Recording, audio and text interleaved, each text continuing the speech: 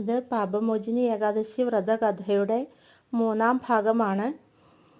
അങ്ങനെ പിതാവായ ച്യവന മഹർഷി പുത്രനായ മേധാവി മഹർഷിയോട് പറഞ്ഞു, നീയും ആ അപ്സരസിൻ്റെ കൂടെ രമിക്കുകയാൽ നീയും പാപിയാണ്. ഈ പാപത്തിൽ നിന്ന് മോചിതനാവുവാൻ ചൈത്രമാസത്തിലെ കൃഷ്ണപക്ഷ ഏകാദശിയായ പാപമോചിനി ഏകാദശി വിധിയാം വണ്ണം അനുഷ്ഠിക്കുക എന്ന്.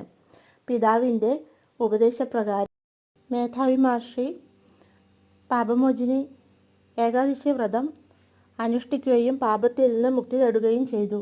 അതുപോലെ തന്നെ അപ്സരസായ മഞ്ജു ഘോഷയും ഏകാദശി വ്രതം അനുഷ്ഠിച്ച് പാപത്തിൽ നിന്ന് മുക്തി നേടി സ്വർഗത്തിലേക്ക് തിരിച്ചു പോവുകയും ചെയ്തു.